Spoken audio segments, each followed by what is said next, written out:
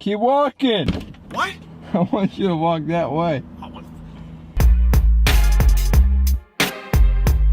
Ladies and gentlemen, welcome to On the Record, episode 7 with Big Nick. And the topic's going to be, Mr. Producer? First topic is base stealers in baseball. Base stealers. Yeah. It's like stealing bases. Okay? They don't call it base stealing. Call it stealing bases. Get it fucking right. And base stealing. Just hear yourself. Base stealing. Stealing bases. I'm sorry. The second topic we have is coaches. Coaches. Comparing coaches. I got a couple years of experience in this department. Yeah, you do? Yeah, a little bit. Okay. I learned from the GOAT. Yeah, who's that? My father. Alright, shout out to him. Shout out to my father. For all y'all who have asked me, do I know who Coach Adam is? He's my dad. He's the GOAT. He's the GOAT of coaching, but more importantly, he's the GOAT of being a father. Love you, Dad. Let's fucking go. This is going to be a great episode. I'm going to put it on the record. It's going to be the best episode yet. What people don't understand is it's not about the speed. It's about the jump. If you get a late jump, I don't care how fast you are. By the time the pitcher throws the ball to the catcher and the catcher throws it down the second, you're done. What about the lead, though? What did you say, the lead? You got to get a good lead, too. Absolutely. But the jump is number one. Jump is number one. I'd go lead number 2. You could argue the lead first, but I mean, if you can have a great lead, but if you don't get the jump, it means shit. Yeah. You understand what I'm saying? You understand where I'm going with this? Like, you could have a good lead, Yeah. but if you get a bad read, you get a bad jump, you're still fucked. Mm-hmm. Yeah. So I'm more caring about the jump than the lead. Okay. But you definitely do need to have a good lead. There's no question about it. Yeah. But the thing is, like, a lot of kids, and I see this all the time, so for a righty pitcher, they wait until they raise his leg, like, noticeably enough, and then they take off. What we tell our kids is you watch his left foot. Because as a righty, the left foot's got to come up. Mm-hmm. But, I mean, you got to watch both feet, but as far as, like, the jump, once that left foot comes up just a little bit, you're gone. Reading the pitcher's tendencies. Sometimes pitchers get into a habit of they do the same thing every time. Like, they'll just pick up their leg and then deliver the ball. So what happens is when there's a runner on base, pitchers pitch from the stretch. There's a windup, then there's a stretch. The windup is obviously when there's no one on base. They pitch out of the windup. Takes a little bit longer to deliver the ball, but a stretch, it's quicker. It's designed quicker because if you pitch from the windup, it takes you forever to get the ball down home. You'll never get the guy out. So that's why you pitch from the stretch. Okay. So the difference is a windup. So he comes here, he goes, and then he delivers. Mm-hmm. A stretch, I'm already here. I'm already here. So all I have to do is pick up my leg and go. Or glide step is what they call it. Like, you can do different moves. You have to read the pitcher's tendencies. If you have a really good pitcher, he screws up with your timing. He'll do a glide step, slow leg, fast leg is what I like to call it. Just mixing it up. Because if he does the same thing over and over and over again, you go on first move. Because he's predictable.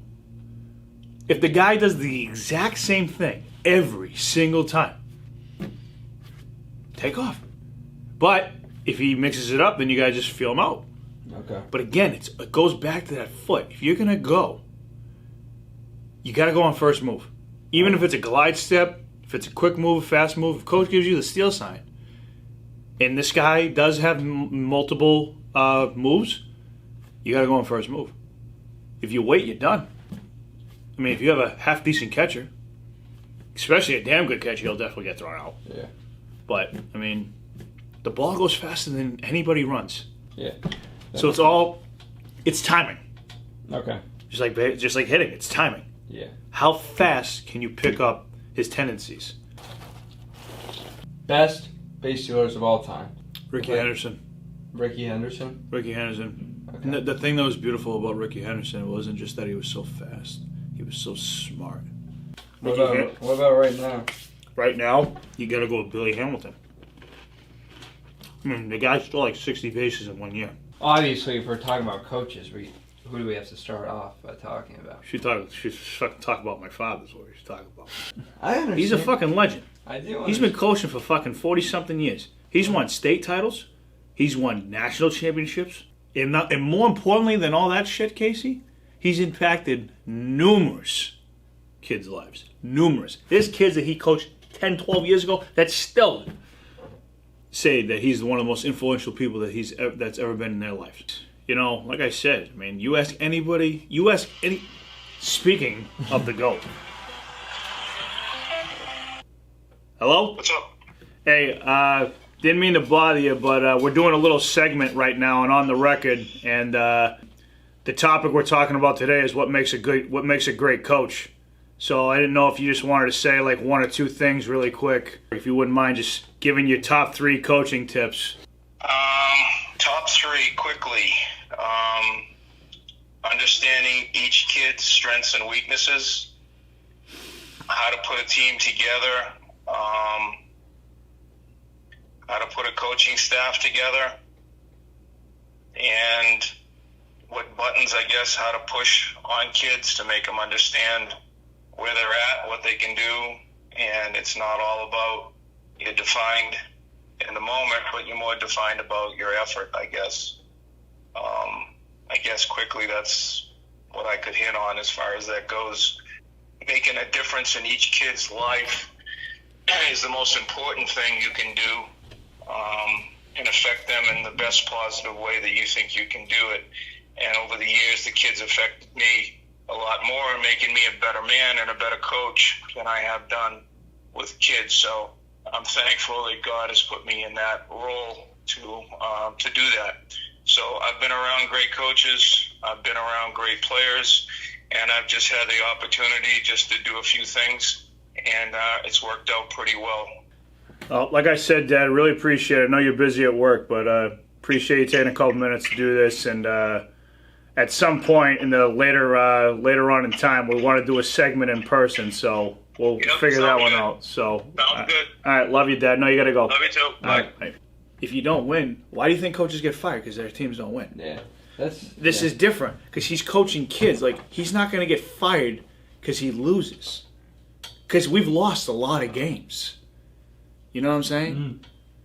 But it's, as my dad would say, it's not about the wins and losses that define you.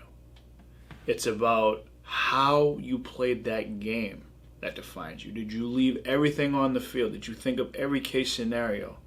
Were you physically there? Were you mentally there? Were you emotionally there? That's what defines you, because you're not going to win every game. We've won a lot of games. He's won a lot of games, but he has lost a lot of games too. If a team is better than you, right, and you gave it everything you had, they're the better team. Give credit what's credit's due. I mean, I hate fucking losing, believe me. My dad taught me, like, hate losing more than you love winning. And I fucking hate losing to people. Mm-hmm. But also, there's that realization that you're not going to go undefeated every season.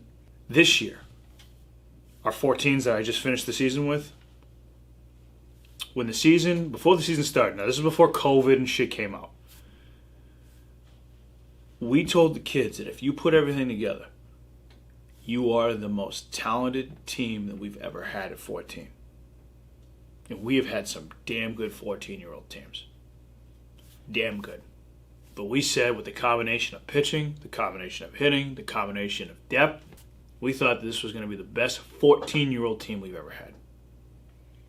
Obviously, COVID hit, so the season started late. So we got some games in. I think we played roughly, probably 30 games, maybe, give or take. We lost a lot of them. We lost a lot of them that we shouldn't have lost. And the biggest one that we lost was, I'll tell you one right now. And it's one of the worst losses I've ever experienced in my life. We were in a 15-year-old tournament. We were in Bourne, Mass. This was like 3 or 4 weeks ago. Oh, yeah. Just came off a championship. We won in Connecticut, and then Cape Cod was the next one. And we were up 10-1 in the 5th inning. All we needed to do was make 3 more outs, and we would have won the game by mercy. In a championship game. Made some physical mistakes. Made some mental mistakes. Took our foot off the gas pedal. Long story short, we ended up losing that game 13-12. I was so irate after that game. I could have fucking benched 800 pounds after that game. I was so irate. And the thing that irated me the most was that team was so classless. Like, they just yapped the whole game. Like, I wanted to just win this game so bad. That's the definition of beating yourselves. They won. But we gave it to them. Yeah. Those are the losses I hate, is when you give something. If you earn something and you flat out beat us, all right. Okay. But if you give something away, last time I checked, people don't give out money for free in the world, right? So why are you giving out wins? I love all those kids. Uh-huh. I've coached a lot of those kids on that team for a few years now. Yep. But they didn't play to our expectations, and we told them that. You can make up excuses about COVID. You can make excuses about this. Everybody's playing by the same rules. Yep. It all comes down to work ethic and how much you want something. Are you going to take the extra batting practice sessions after practice is over? Are you going to take more ground balls? Are you going to study your film on your pitching sessions? Or are you just going to pitch and just say, I threw 30 pitches? Or are you going to sit there and go, you know what? 10 of them I want to locate on the outside part. 10 of them I want to locate on the inside part. I want to work on my curveball. Like, you've got to challenge yourself. Just throwing the throw does nothing. Just hitting the hit does nothing. Albert Pujols used to say, I'd rather take 200 great swings than 500 bad swings. Because repetitions mean shit if you don't do it right. If anything, it can actually hurt you. If you take 500 bad swings, how does that help you? It only hurts you. You know, I've been coaching for a long time. I'm coaching since I've been in high school. I would help when I didn't have games. And then when I stopped playing, I was like, I got to be around the game. My dad says this all the time. He always says he's not the greatest coach and he's not a good coach and all this stuff. He always says this crap. We all know he is. Because it's not even the fact that he knows a lot about the game. Let me make that crystal clear. Mm-hmm. But what makes him different is that he knows how, it's like he said on the phone, he knows how hard to push a kid, but then he also knows when it's enough. Mm-hmm. Like you go. You push them to another level that they've never experienced before. I want winners, I want fighters. And that's the other thing too, is even if you don't win the game, that doesn't mean you're a loser. If you gave it everything you had, you cannot lose. Ever. But if you don't give everything you have, then you're a fucking loser. You get up in the morning. You got to do the best you possibly can in that day. If it's coaching, if it's working, if it's being a good husband, good boyfriend, good worker, good brother, good son, good whatever it is. Good TikTok, good on the record things. Like everything you do, you got to do it 100%, and you got to do it all out. Every time I step in that gym, I'm ready to pass out. There's no other way to do it. Mm-hmm. You can't sugarcoat it. There's kids that are 12, 13, 14 years old. If they lose a baseball game, they just say, oh, there'll be another game. Yeah. There'll be another game. Like, they don't understand, like, one day, you won't be playing this game anymore. Will it be maybe 20 years from now and you make it to the majors? God bless you. Mm-hmm. But it doesn't matter even if you get there. At some point, it's going to end.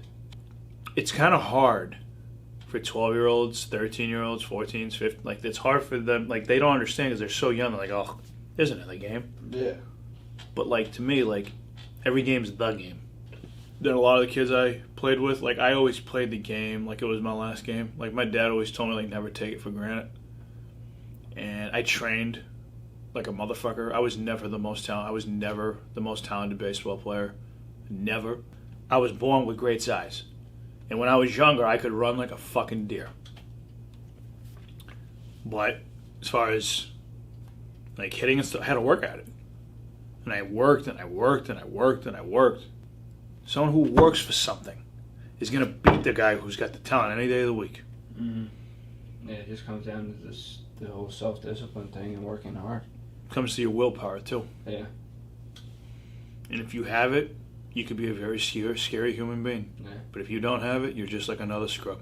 Right, so we'll wrap it up by talking about the other side of coaching, not the side that we were talking about with like Little League or like high school. Mm-hmm.